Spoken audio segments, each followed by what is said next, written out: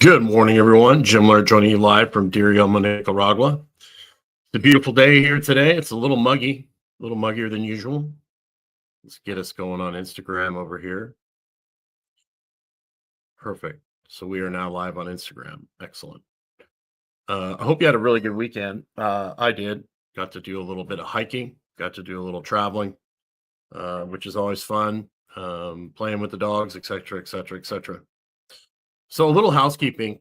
For some of you that have followed me for a while, either with Dr. Stillman or on my YouTube channel or on Instagram, you notice I've been putting a lot more content out for the over 40-year-old men, and the reason I'm doing that is because in January I'm going to be rolling out a group coaching program where I take on like 10 or 12 men and take them through a complete rebuild. So if you're a guy and you're in a bad place, you're burned out, you've gained some weight, maybe you've run yourself into the ground with your business, you're not feeling so hot about yourself. I've got a program for you starting in January. Good morning, Greg. How you doing? Thanks for saying hi. So I'm doing that. That's why I've kind of shifted a lot of my content towards men. That doesn't mean I don't still work with women. I have a lot of female clients I work with in Dr. Stillman's practice and on my own. And I am taking a few individual coaching clients right now. I only like to work with a few people at a time. I love to give lots of individual daily support and attention. So if you're interested in working with me one-on-one, I'm taking a few people right now. The best way to contact me, probably just go to Instagram and just direct message me on Instagram. Or you could message me at Jim Laird at stillmanmd.com, and I'll send you a link to set up a discovery call with me, and we'll talk about how I can help you. But that's why a lot of my content has been centered towards men over the age of 40, because I'm going to be starting a coaching group. I have a community called the Vitality Brotherhood. If you're over 40, you can join for free, that I've set up. Now, as you can see, I'm such a sweaty guy. And it's so humid here that my glasses are fogging up. I actually ordered some anti-fog stuff to put on there, so it hasn't come in yet. So let's get to today's topic. Revitalize your movement, top exercises for over 40. I really wish it was that simple. I really wish there was like a list of exercises. Now, most people are going to say weight training, is high on that list, and I would agree, some sort of resistance training. But there's a caveat to that. Who are you? What is your training experience like? If it's me, there's a lot of guys that are like older, over 40, that are washed up meatheads that have lifted heavy their entire life and now are suffering some of the consequences of lifting heavy weights. And I would argue, if I was training me, I probably lift too much, too many weights now. I love it. I'm good at it. I get in there and it feels good. I love it. But I'm probably, I'm 5'9". I have abs. I'm 255. I have a huge butt and legs. I always have. In elementary school, they called me lard ass. My whole family has big glutes, big legs. So the majority of my weight, my grandfather was a miniature version of me. He was like a 5'6" version of me. Just a tank, and he lived to almost 90 years of age. He looked out the window and was like, oh, there's a bird, and he didn't have a heart attack. His heart just stopped and he hit the floor. So I've got good genes. I've got good genetics, regardless of how I've driven my body like a stolen car. But one of the reasons I weigh as much as I do is because my hamstrings and my glutes are just gigantic, and they always have been. Even in elementary school, like I couldn't fit in the normal. They'd always send me to the husky section because I couldn't fit into the pants. And then, of course, I made that exponentially worse by going to the weight room. So if I was going to train me, and even now I do a lot of Tai Chi every day, I do things that are flowing because I'm so used to bearing down. I'm so used to creating compression. So I do a lot of things on the floor to alleviate that compression. Dr. Stuart McGill, who's an expert on the spine, and then also me talking to orthopedic surgeons and physical therapists, and the orthopedic surgeons I've talked to and the ones that Dr. McGill talks to. He talked about this on a podcast. There's two types of people that end up in the orthopedic surgeon's office: extreme weightlifters, like high-level powerlifters, and highly contortionist yogi type people. Those two extremes. So you want to be somewhere in the middle. And the reason I don't recommend things like yoga for Yoga, if done well, it's more of a meditative practice. It's done well. Restorative yoga, I love where they put you in different positions, help you breathe. But a lot of the yoga classes just turned into a bending, twisting competition, which if you're not that bendy and twisty, it can cause a lot of issues for you if you push into it too quickly. That's why I like Tai Chi, because it's more about easing into things and working into things and flowing and relaxing and breathing, which is most meatheads like me need. We need to learn how to flow and relax and flow when we walk and flow when we move. Not everything is bear down, right? So that's very important. That's why things like floor exercises and that are super important. So it's because we really don't know what's going to happen to somebody when we put them on a program. One of my main mentors is a guy named Bill Hartman, and he constantly talks about there's no right or wrong. There's just trade-offs. For example, if you have a baseball player and you start bench pressing him, that compression and strength created by the bench press might increase his explosive power for the first 6 months to a year, and it might lead to him throwing the ball harder. But what happens when that compression strategy from the bench press leads to him not being able to go over his head and losing the ability to rotate through his thorax? Because if you're benching a lot, or if you're doing a lot of chest presses and things like that, you lose the ability to shift and rotate through your thorax in order to become super, super strong. So all of a sudden, 6 months, a year goes by. Oh yeah, we've added 5 miles an hour to your fastball. Then all of a sudden his elbow starts hurting. He can't throw as hard. I mean, so just because something is positive in the beginning doesn't mean it's not always going to be positive. So that's why when you work with somebody, you want to add a few things. You want to have some measurables. It's kind of like if I have a Camry or a Corolla, like if a client comes to me, like, what kind of car are you? If you're a Corolla and you're happy being a Corolla and you just want to maintain being a Corolla as you age, it's just a matter of like going to get the oil changed, the fluids changed. If you don't drive like a total maniac, even if you do, the Corolla isn't powerful enough to hurt itself, right? So you can basically get away with beating the crap out of a Corolla, and you're not going to have the massive damage that you would with like a Ferrari or Bugatti or something that has hundreds of horsepower that can cause you break. You're not going to break an axle on a Civic or a Corolla, right? Well, some Civics, the twin turbo Civics that are running 400 horsepower of a four cylinder, you could probably do that. But I'm talking about your normal Corollas, your normal Civics, the family type cars. Now, if you have a Camry and you say, hey, I want to get faster and I want to be faster in a straight line, and I want to have a little overall better performance in general. So what do we need to do to the Camry? Okay, we put stiffer suspension on it. We put different rims, which take weight away from the tire or weight away from the car. You take a couple 100 pounds off the car by switching to aluminum rims, which leads to, if you hit a pothole, you could end up bending a rim a lot easier, but it's lighter, so the car is going to be faster. We put a stiffer, lower profile tire on it, so it handles better. It hugs the road better, and it's faster, but that's also going to take away from the comfort of the ride, right? And then if you even want to take it to the next level, then you put like a supercharger on your Camry. Then you've got to hop up the suspension. You got to hop up, the frame so that the engine, the increased horsepower doesn't affect the engine. It doesn't break anything, but then you're not getting as good a gas mileage. Then all of a sudden you start having more maintenance issues. So these are all the kind of things you've got to kind of think about. Like, okay, so your goal is to do X. How is it going to affect the rest of my life? Right. And for most people, it's like lift weights a couple times a week and do it in a way that doesn't, the traditional pull your shoulder blades together really hard and arch to create more power on the bench press. People will do pull downs like that. They'll do rows like that, creating that big compression strategy on the backside. One, it doesn't lead to good outcomes overall for ability to move. That's why, like, powerlifters, bodybuilders are a little better because they tend to work through a full range of motion, but even them, they pull those shoulder blades together really hard just to lift more weights at the sacrifice of movement quality. That's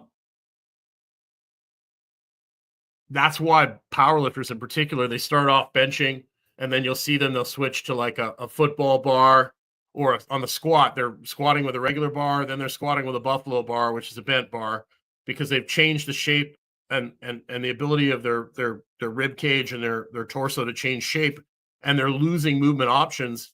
And then before you knew it, they're using the safety squat bar because they can't get their arms up.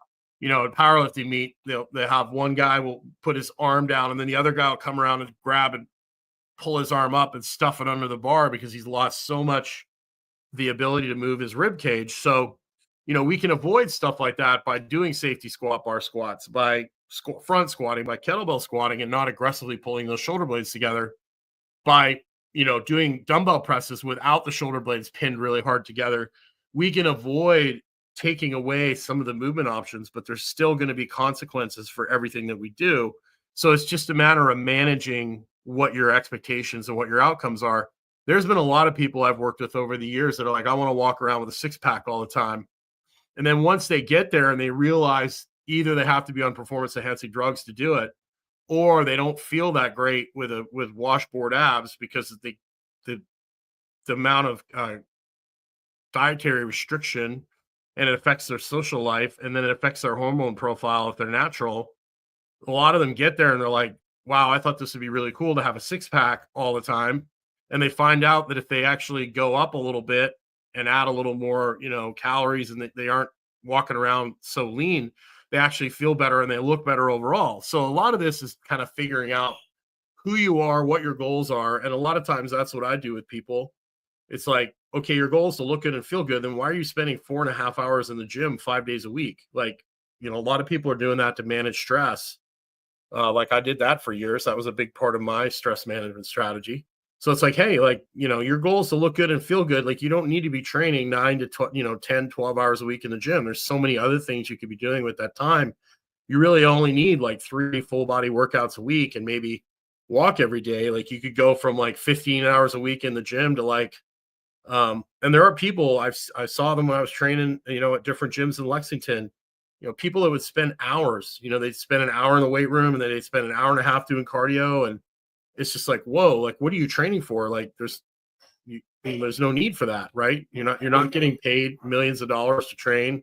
So a lot of times with people, it's figuring out, they'll come to me, they'll be like, oh, my body, I'm spending so many hours in the gym, my body's just not changing. And, one, they have unrealistic expectations about what they should look like, or two, they're training so hard, their body just doesn't, between work and training, they really don't have the ability to recover from what they're doing. So,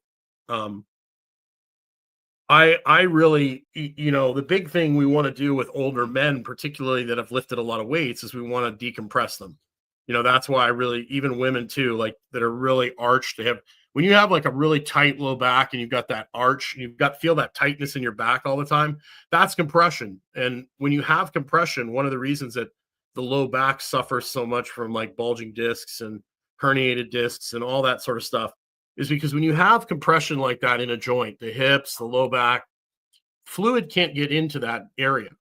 So you can't heal if you can't get blood and liquid and fluid in there. It can't heal. So that's one of the reasons I love things like crocodile breathing, where you lay face down on the bed with a pillow under your stomach. That breathing, that taking gravity out of the equation, allows the guts and everything to spread out. It allows your spine to decompress.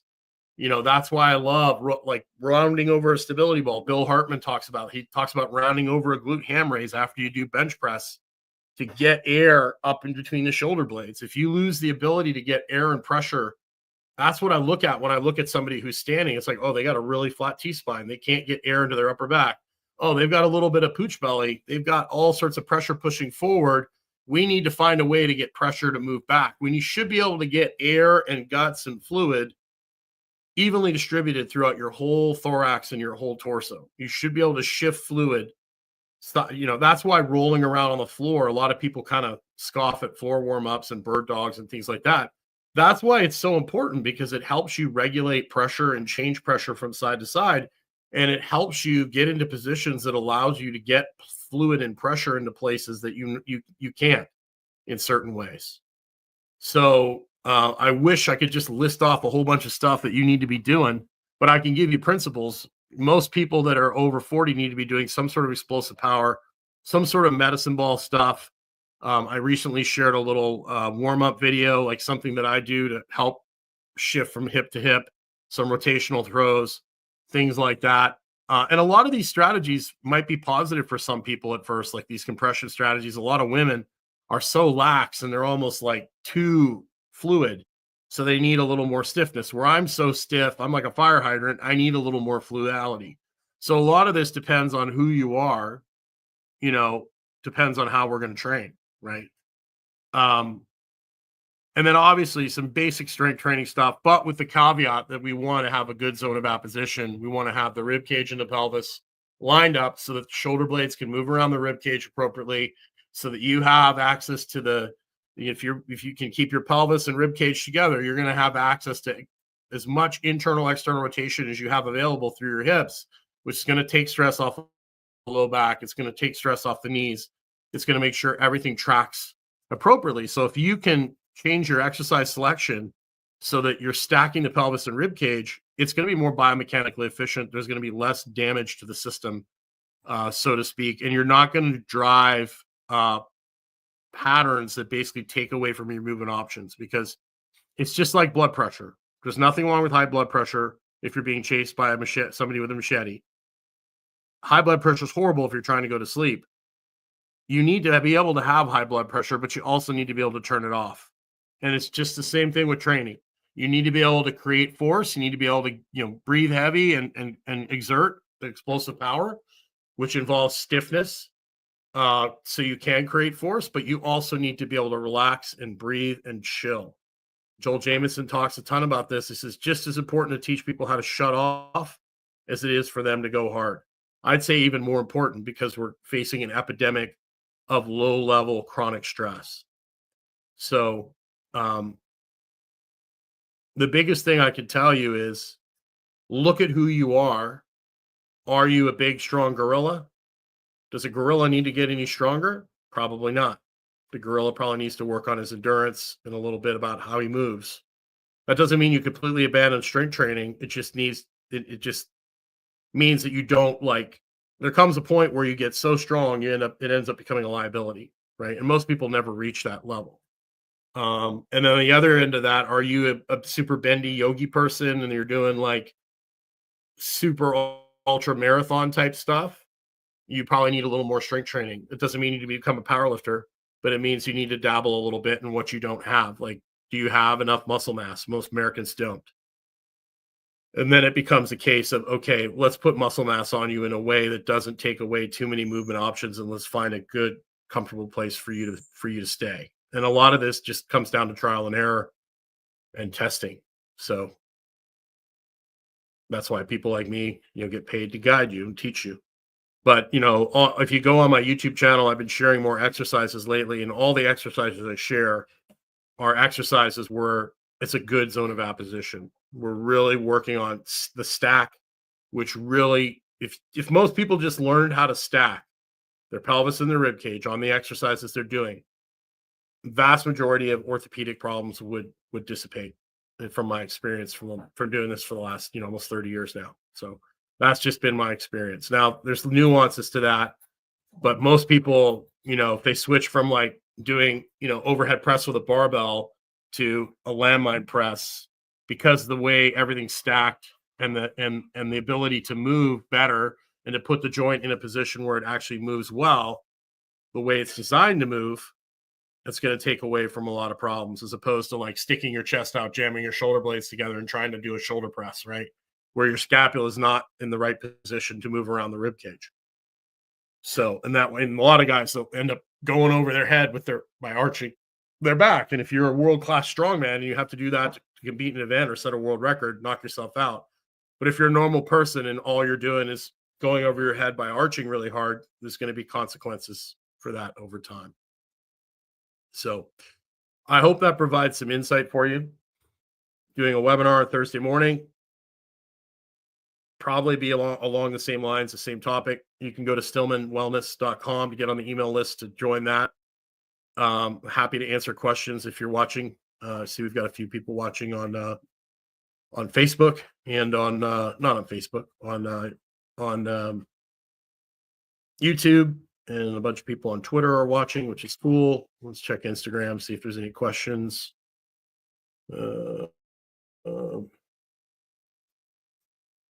I don't see any questions on Instagram.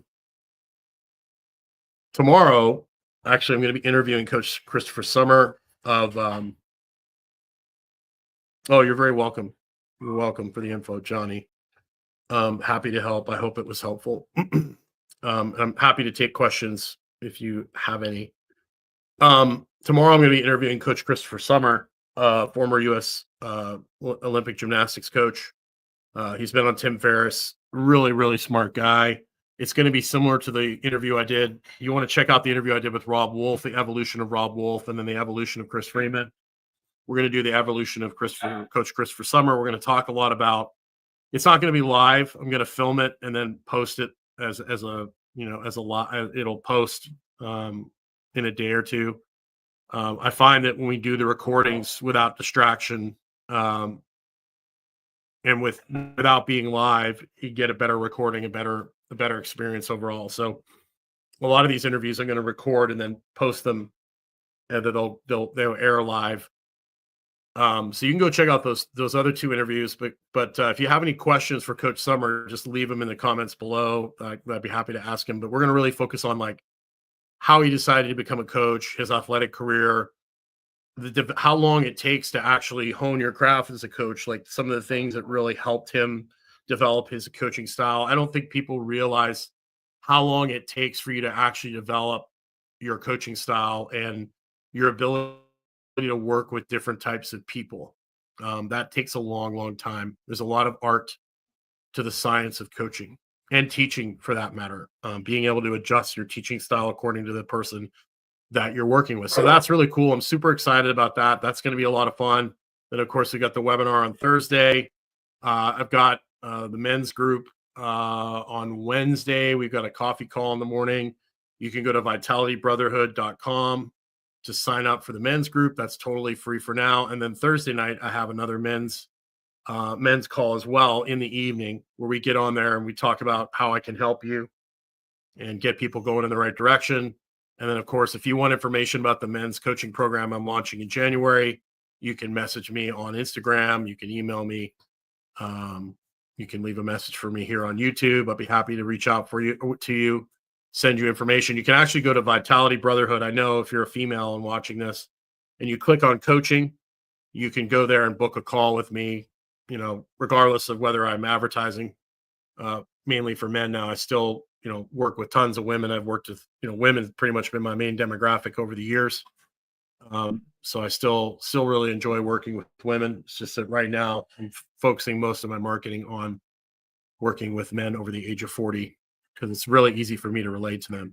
So that's a big part of the reason I'm doing it. And plus, some dudes just need a little help these days. I think, when I first started out in the strength world, there was literally no women in the weight room in the late 90s. And now, even here in Nicaragua, it's all women and there's no men. So I helped women gain confidence and get into the weight room for years. Now it's time to kind of swing around. I've worked with tons of men over the years, a lot of CEOs, executives, professional athletes, people like that.